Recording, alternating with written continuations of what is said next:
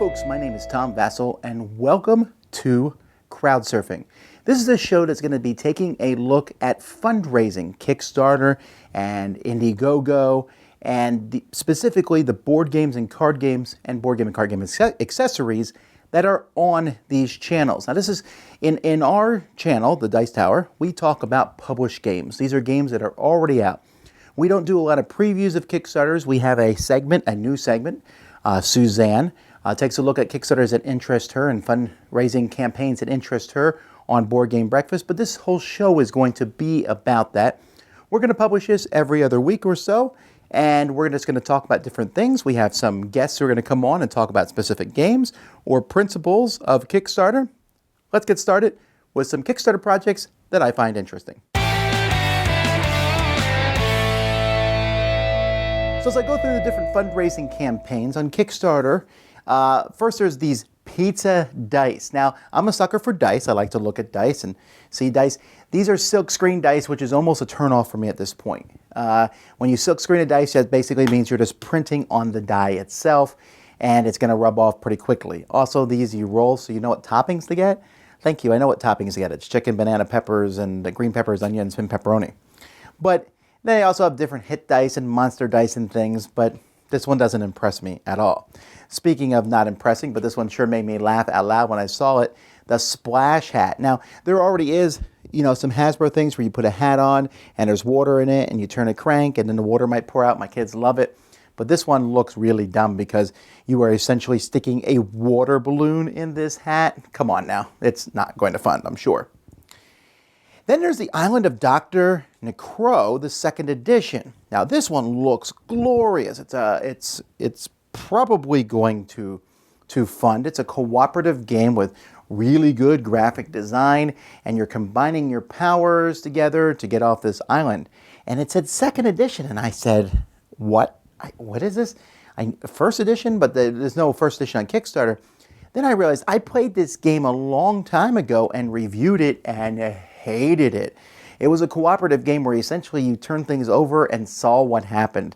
And some people liked it when it came back. There's a decent story behind the game, but it just was like, this is what happens, this is what happens, this is what happens. It was one of the first cooperative games, not one I liked. Now hopefully maybe it is better now in this second edition, and I have to say the way it looks makes me want to back it. Gascony's Legacy, The Legend of the Three Musketeers. Now this one is from Linvander Games. They did Albion's Legacy, which is a game that comes in way too big of a box. This game looks fine, and there's going to be different scenarios where you're going to be fighting as the Three Musketeers. My concern with this particular project, which has funded already, is just that it doesn't look good. It looks bad graphic design. It has an amateur look to it. I would honestly not back it based on the look here. I want my games to look really fantastic, and this one doesn't. But at the same time, it is a Three Musketeer theme with missions, but this company hasn't yet made such great games that it's like an automatic backing from me. Well, we'll see. On the other hand, this one looks really fantastic. Dicey Peaks. This is designed by Scott Alms, who has designed a lot of games these days. He's known for the Tiny Epic games and such, and it's done in conjunction with Calliope Games. And this one here, you're climbing up. It has dice, putting your flag on the top of a mountain. I'm going to assume, like many of Scott Alms' games, that this is a small game in feel where you're doing something to get to the top, and you can actually go and try out the game itself. There's a print and play version that you can do.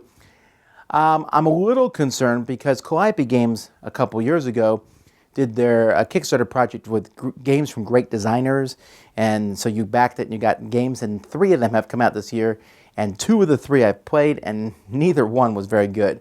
The production is high though, so we'll see where Calliope Games ends up with this one, but I hope this one turns out better than they did. Speaking of pretty games, so Constellations, an Extranaut game. This one here looks fantastic. First of all, it has a bit of a educational theme to it, but not so educational it turns you off, but like, hey, you're putting these constellations together, you're looking at them, but man, when you put these tiles together and look on the table, this is something I'm like, oh, there's a decent amount of games coming out these days that are about stars and constellations. This looks like the best of the lot. Now, I don't know if it plays like the best of the lot, but it looks fantastic. Then we have Metris. This is from Mr. B Games. This is a faster game. As with many of Mr. B games, this game tends to have, again, that it just, you look at it and you're like, well, first of all, the Kingdom of Metris, and you're trying to impress the Emperor Metris, or, you know, what is Metris? It just looks like it's medieval Europe. Why don't we just call it Germany or whatever? But it's supposed to be fast. It's designed by Electria Games. This is a trio of designers. I haven't played anything from them before that I know of, so I'm curious to see where this one will end up. Mr. B Games has made some good games in the past, but this one, who knows? Then we have Legends of Baseball. I mentioned this one because I'm a baseball sucker, right? It says 128 of the best players ever. And the guy who designed this, and you can see in this thing, he said when he was a kid, he played Status Pro and different, you know, those big complex baseball games, and found them a little too complicated, wanted to make this one streamlined. Well, possibly that's the case, but it still looks complex. Now, in one aspect, I don't mind, because complex baseball statistics, I'm like, let's do this. But at the same time, I don't think a lot of people are going to get into it. But the players that he picked for his starting teams and such, man, those are some of the best players of all time. So we'll see. Not sure if this one will fund. Now, one that is just smashing it out of the park is Hardback. This is from Tim Fowers, who's known for, well, Paperback. And he just did a 2-player game, Fugitive, and then, of course, the Burgle Brothers. Tim Fowers has an interesting way that he does his Kickstarters. I actually disagree with him on how he does it, because he doesn't try, he just skips distribution. So you get his game from Kickstarter, or you order it directly from him, and that's it. You're not going to see it in stores and other things like that. But Paperback, a deck-building word game, was a surprise hit. I still have it. Love playing it with my wife. This one is a prequel. Let's pause for a moment at that awful pun. But anyway, this one is a prequel. It looks slightly more complex. It's a different game, though. And again, you can go and print it out or whatever and play it. But obviously, this one's smash hit. Tim Fowers has definitely established a reputation in the industry, and I think this one will do very well. And finally, Omega. This is a game of cards. It's a speed game, though. You're playing cards as fast as you can. And this one's also fun, and I'm kind of surprised because abstract strategy games, speed abstract strategy games, don't seem like they would do that well, but this one has like a Zen feel to it. In fact, there's a solitaire game involved in it, the Zen solitaire game, but just there's different decks and things like that. So I can see how people are like placing these cards out as quickly as you can, and you're matching different colors and having one diagonal to yours. I don't know if it sounds good, right? I don't know if I want to play a speed tile laying game, but we'll see when it comes out. So those are the Kickstarters that I found note of. All right, let's move on with the show. Oh, hey, what's funding? Just in time to take a quick look at a game that's crowdfunding right now, and today we're going to take a look at Peak Oil. Peak Oil is a game for 2 to 5 players leading their companies to a future without oil while still remaining profitable. Now, this is a worker placement and set collection at the core with a little bit of economics thrown in. Players on their turn will take 2 to 3 actions, with the first being to either take an action of somewhere they already are or to move a worker. The second action, they must move a worker, and they can do an optional third by spending 2 oil to move another worker. Taking an action depends on majority. If a player has it in an area, then they can take all of the associated actions regarding that. If they are in a tie, however, they must try to pull a cube from the bag, which could cause a possible risk to their company, either in the form of adding to the black markets or a possible PR crisis. If they do not have majority, then they cannot take an action there at all. The actions themselves allow players to ship oils to refineries, they can drill for oil, invest in new technologies, hire consultants, or even add new workers to their pool. The final round is triggered when peak oil is reached in the form of the final oil being drawn from the bag. After a special final round, you tally points based on the technologies that you've acquired in a set collection, and based on their worth in terms of the oil that's been invested in them. They'll be modified by any oil cards that you have acquired, and you'll get points for any consultants. You will lose points for any face-up crisis cards. The player with the most points is the winner. Peak Oil is a really interesting game with a slight change on the worker placement genre, and I really enjoyed that you needed to plan for your action on your next turn during the second part of your previous turn. There's a bit of a tug of war going on in trying to decide what actions you're going to take while also trying to potentially block the actions that your opponents may also want to take. One downside is the game does seem to start off really slow and a bit overwhelming, especially during your first few value games. Now, the game for me was kind of a miss at 2 players. I didn't enjoy it as much, but the game really did shine at 4 and 5. I really, really enjoyed it. There are some slight setup changes for 2 and 3 players. The theme is a welcome change from a lot of the games out there, and you really do get the sense that you're running this oil company and the feeling that this resource is running out and you need to adapt to change. All in all, I look forward to seeing the final release of this game, and I hope this has helped you get an idea if this might be something you might be interested in, and I look forward to seeing you guys next time.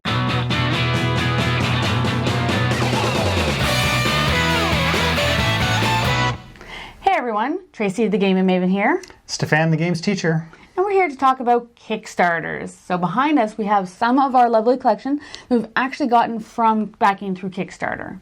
So one of the more recent ones that I've been particularly intrigued with is Cytosis by John Coveyou. It is a great game about biology and DNA creation, and you'd think that wouldn't be super exciting, the whole science thing, but even for gamers who aren't into the jargon or the science basis of it, it's very accessible. It's got some really cool mechanics, and I was intrigued from the get-go. I'm a science geek, so I'm really looking forward to that one. One that I've had my eye on for a little while now is Dicey Peaks. This is a new one from Scott Alms. It's going to be published by Calliope Games. It's a bright, colorful game with some nice custom components and custom dice. And the goal of the game is it's a press your luck game to be the first to reach the top of Yeti Mountain and see what's on the other side. So looking forward to that. I've loved everything else that Scott Alms has done. And it's really the only way I'm probably ever going to climb a mountain. Probably true. So Kickstarters, however, can sometimes be a little difficult on your pocketbook, especially when your gaming partner happens to be your living partner, and your honey. Look what I just backed. Very common phrase in our household. Happens all too often. So the nice thing about Kickstarters is, like you said, they're great for publishers and game designers to get stuff out that normally wouldn't reach market. And I'm always happy to kind of see what's going on. And it's nice to be kind of a part of that creation. Get there in on the ground floor and see how the process works. Exactly. So until next time. Hope we see you on a comment on a Kickstarter campaign soon.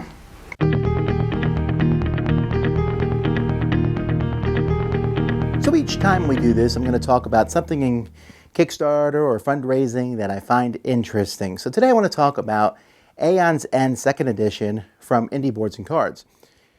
Now, I played Aeon's End last year. I didn't know what to expect, but honestly, when I got it out, I was like, this doesn't look that good. They told me it was a great game. I was like, I don't know.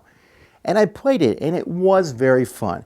In Aeon's End, there's some big, giant, nasty monster who's coming to destroy the town and the villages or whatever, and you are trying to stop him. You're some sort of hero. And you're working together. It's a deck-building game. Has a great tutorial system. And it's a deck-building game where you're buying different cards in your decks. You can use magic spells and other things to fight this monster and his minions. For me, it felt very much like a fantasy version of Sentinels of the Multiverse. Now, it's not quite that. It just had that same kind of feel to it, and I really did enjoy it. But that graphic design brought it down, and I've said before, I think graphic design is a big deal.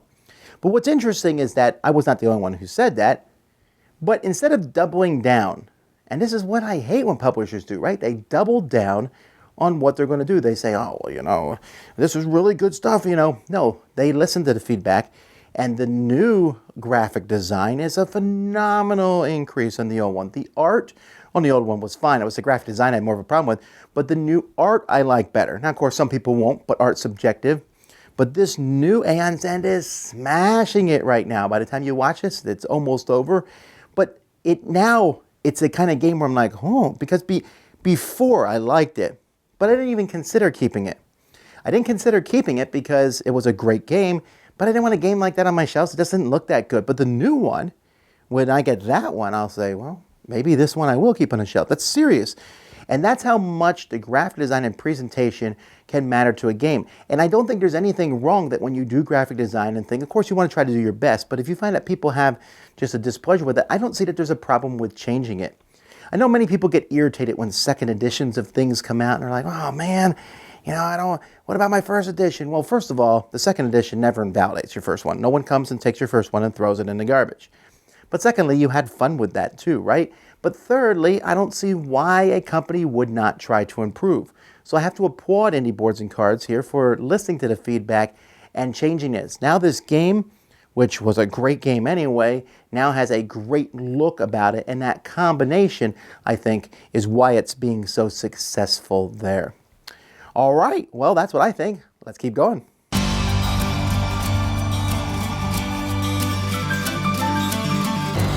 This is Jamey Stegmaier of Stegmaier Games, and I am here for the first in a series about Kickstarter on the Dice Tower. What I'm going to be doing, I've run several Kickstarter campaigns. I've raised a couple $1 million on Kickstarter, and I've written a book about Kickstarter, and I keep an ongoing blog at KickstarterLessons.com. I've made a lot of mistakes on Kickstarter. I've also learned a lot, and I'm fascinated by the platform, so I continue to kind of keep an eye on the platform as a backer mostly now to see what other creators are doing that's really clever or really dumb. And in this series, I'm going to talk a little bit about that. And really, I'm going to go through my Kickstarter lessons in chronological order in relevance to you. And so the first two things I'll talk about in the first few videos are things to consider before you launch Kickstarter or before you even think about going on Kickstarter. And the first thing is almost kind of an inspirational message in that you are, because of Kickstarter and because of crowdfunding, you are your own gatekeeper. You do not need to send your game to a game publisher if you don't want to. I'll get into reasons why you would or wouldn't in a future video, but this part is about the excitement that that platform exists and that you don't need to ask someone else's permission to make something, to make a game. This is great. This is invigorating. This should be exciting for any game designer out there. It also comes with responsibility, though, because the gatekeepers of the world, the publishers of the world, serve a very, very valuable service, many services, but one of the big ones is as a filter. They decide what is good enough to publish and what isn't good enough, what is marketable and what isn't marketable. They're very good at that. Publishers are great at that. So if you decide to be your own gatekeeper, which can be life-giving for many of you, it has been for me. It's let me run my own company. You need to make sure that you have checks and balances in place. You actually have to kind of install your own gatekeepers. One of those gatekeepers are the backers on Kickstarter. Another for me is my co-founder and partner, Alan Stone, my business partner. I have an advisory board that I talk to. I have trusted ambassadors that I go to and say, is this good enough? Is this good enough to publish? Is this marketable? Can we make this at scale? So I've kind of installed all those little gatekeepers, and you'll need to do that too if you decide to be your own gatekeeper. That's it for this week. I'll be back next week with more things to think about before you decide if you want to launch a Kickstarter campaign. Thanks. Hey everyone, I'm Mandy, also known as the Board Gaming Pinup Girl. And I'm Carol Tan. And today we're going to talk about a few Kickstarters that maybe need a little extra attention or a little extra love. So Carol, why don't you tell us what you've taken a look at on Kickstarter? Today I'm sending over a little bit of love to Crosstalk by Nabu Games. Crosstalk is a game of subtle conversation where a clue giver is chosen for each team. Both clue givers will be given the same word, then will give a private clue to their teams for context, and will take turns providing public clues that both teams can see. The catch is, you can only guess what the word is on the other team's turn, so context is everything. Oh my gosh, this sounds super fun and confusing all at the same time. Probably close to funding. So that's I cool. will explain this. Just you wait and see. All right, so that's your pick. Yes. My pick, I'm not as eloquent as Carol, but I decided to pick The Seventh Guest by Rob Landeros, and I'm sure a lot of you are familiar with this because it was a CD-ROM game, so it was on your computer. We didn't have a computer at the time, so I had to go to a friend's house to play this, but it's really fun, kind of horror-themed game. Kind of think of like a Mansions of Madness, creepy crawly sort of idea, creepy music, spatial puzzle types, and they're bringing it in a board game that can appeal to a variety of people. So I'm actually a huge horror fan, so I'm looking forward to see how this board game plays out. So I think this is one you need to check out. They're just short of funding, but I definitely think it's a potential to make it. So what do you think, Carol? You check this one out, eh? Oh yes, this one has a Clue and Mansions of Madness vibe. It's right up my alley. I love logical puzzles. I'm definitely checking this out myself. All right, so you guys check out The Seventh Guest and Crosstalk. Perfect. So that's it for now. We gotta go. We'll see you next time. Bye. Bye. Board Game Social, hosted by Dean Liggett.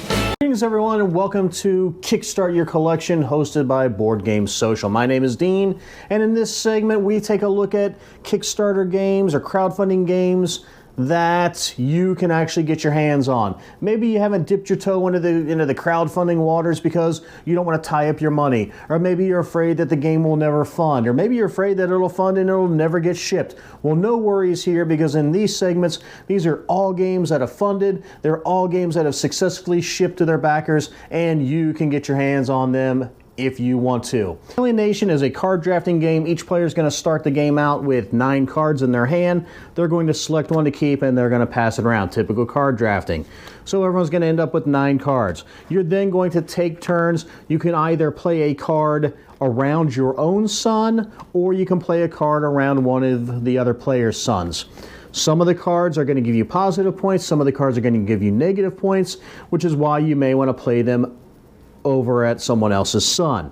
When it's all said and done, you're going to add up the scores and play 3 rounds. At the end of 3 rounds, the winner will be determined.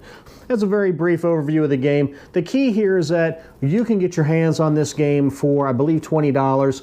Check out Alien Nation on Facebook. Honestly, their campaign had fulfilled, I believe, actually ahead of schedule, if I remember correctly, and with no hiccups involved. There weren't really any stretch goals per se as far as exclusives, so you don't have to worry about missing out on that. Make sure you check out Chris and Corin Lombardi's Alien Nation. Check them out on Facebook, and have no fear, because you can get this game into your grubby little hands and not have to wait a year or 2 to do it. Until next time, on behalf of Board Game Social, take care of yourselves and your loved ones.